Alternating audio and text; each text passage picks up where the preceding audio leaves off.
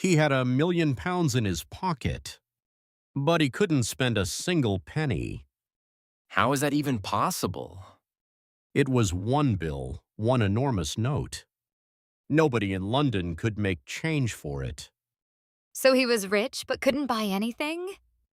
And here's the crazy part. That useless note made him the most famous man in London. This is the £1 million banknote by Mark Twain. Mark Twain, America's greatest storyteller. He wrote this in 1893, set in Victorian London. Twain writing about London? Picture this, a young American, broke, starving. Alone in a foreign city, not a friend in the world. Then two rich old brothers hand him an envelope. Inside, a £1 million banknote. £1 million for a total stranger? It was a bet. The brothers wanted to test something. Can a man with no money survive on trust alone? With no real money at all. Now let me tell you the whole story. From a starving nobody to the toast of London. Henry Adams was a young American from San Francisco. He worked as a small clerk in a mining office. One weekend, he went sailing on the bay. But the wind carried his boat far out to sea. A ship heading to England found him and picked him up. The captain made Henry work to pay for the trip. When he reached London, he had almost nothing. $1 in his pocket, worn-out clothes on his back. He walked the streets, cold and hungry. He even picked up a pear someone had dropped. Then something very strange happened.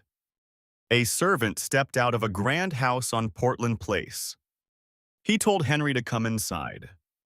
Two wealthy old brothers were waiting for him. They looked at his torn clothes and thin face. These brothers had made a bet. The Bank of England had printed one special note. A single note worth £1 million. One brother said a poor man with this note would end up in jail. The other brother said the man would be just fines. They handed Henry a sealed envelope. "Come back in 30 days, they said. Then we'll see." Henry walked outside and opened the envelope. Inside was one banknote, £1 million. His hands were shaking. He could not believe his eyes. He went into a cheap restaurant and ate a huge meal. When he pulled out the note to pay, the owner froze. The man stared at it, then he bowed. "No need to pay now, sir. Come back anytime." Henry went to a tailor next. His clothes were in rags. The shop clerk looked at him and turned away. But then Henry showed the note. Everything changed in 1 second. "We'll make you the finest suit, sir. Pay whenever you like." Word spread across London like fire. The newspapers heard about the American with the giant note. They called him the Vest Pocket Million Pounder. The best hotel in London gave him a free suite. Invitations arrived every single day. Dinners, parties, grand balls. Ambassadors wanted to meet him. Dukes shook his hand. Henry had not spent a single penny of that note. But everyone treated him like the richest man alive. All because of one piece of paper in his pocket. The power was not in the money, it was in the belief. At a dinner at the American Embassy, Henry met a woman. Her name was Portia Langham. She was beautiful, clever, and full of life. Henry fell in love with her that very evening. They talked for hours. She laughed at all his stories.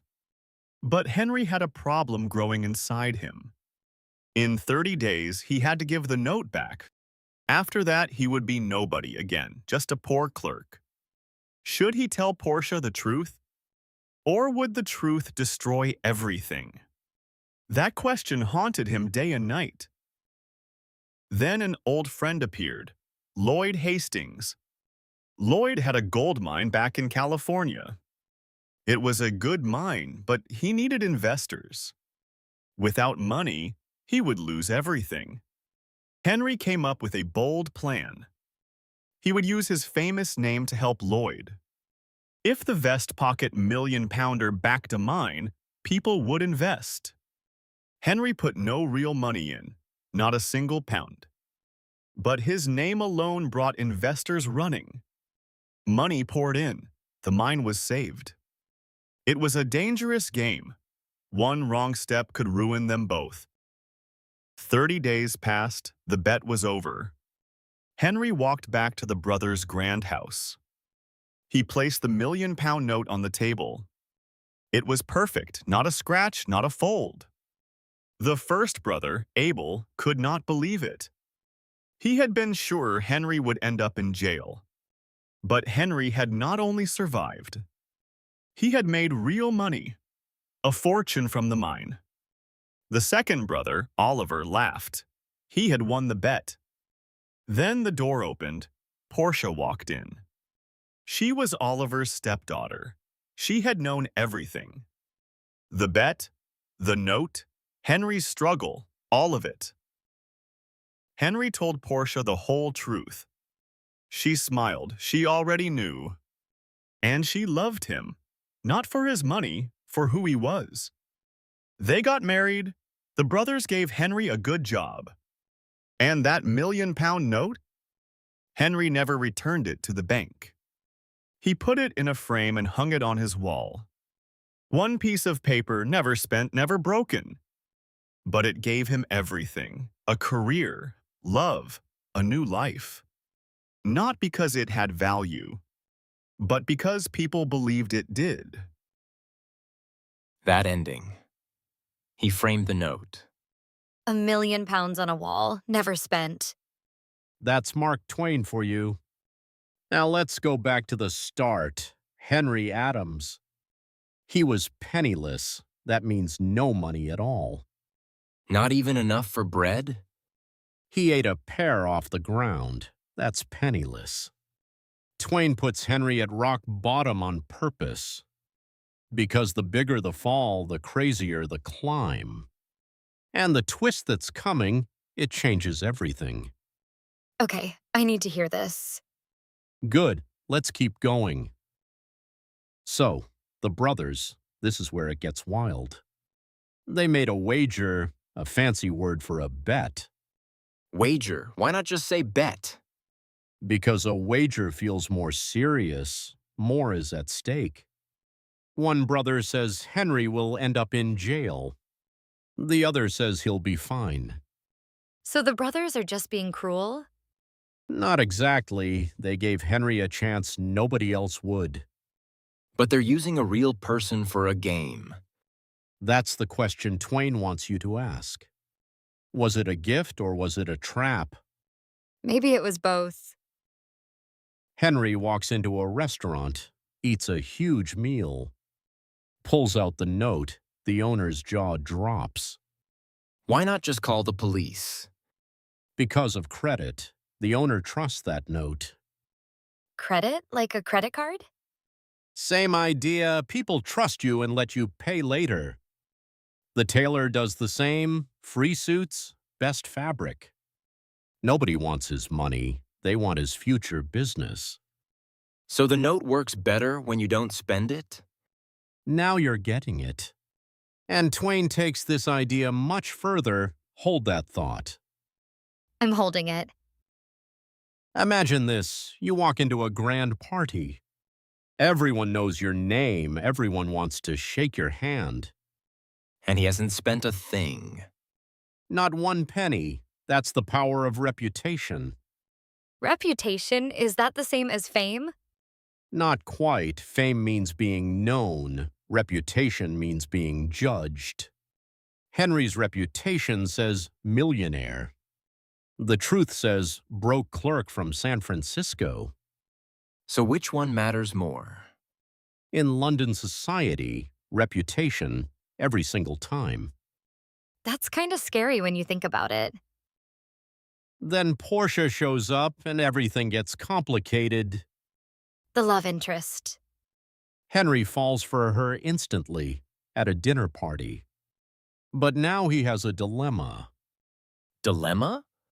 A choice between two hard options. Pick one, lose something. Tell Portia the truth, he might lose her. Keep the secret, he lives with the guilt. Just be honest. Easy choice. Is it? What if honesty costs you the love of your life? Twain really turned a funny story into something deep. Now comes the boldest move in the whole story.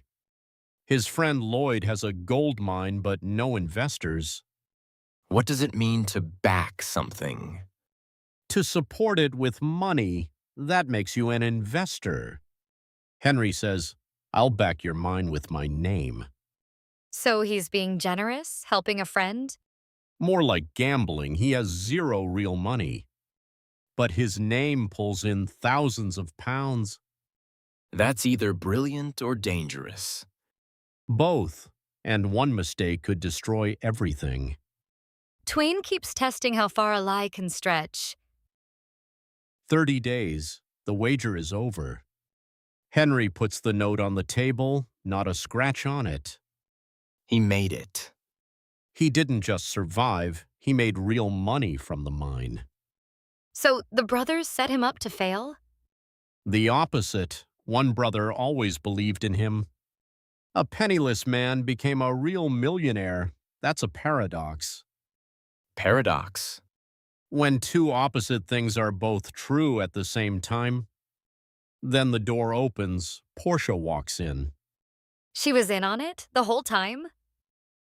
So, Henry framed the note, put it on his wall. £1 million, never spent, never broken. He started penniless, $1 a pair from the ground, and ended with everything, money, love, a career. All from one piece of paper nobody could break. Credit, reputation, trust, that's what money really is. Not the paper, the belief behind it. That sounds like today, not 1893. Remember how we started? A man with £1 million, but he couldn't spend a penny. And it turned out that was the whole point. The note worked because he never broke it. Not because it had value. Because people believed it did. That line hits different now. Henry went from nothing to everything. And the note, still in one piece, hanging on his wall. Twain wrote this over 100 years ago. But today, credit cards, stocks, crypto.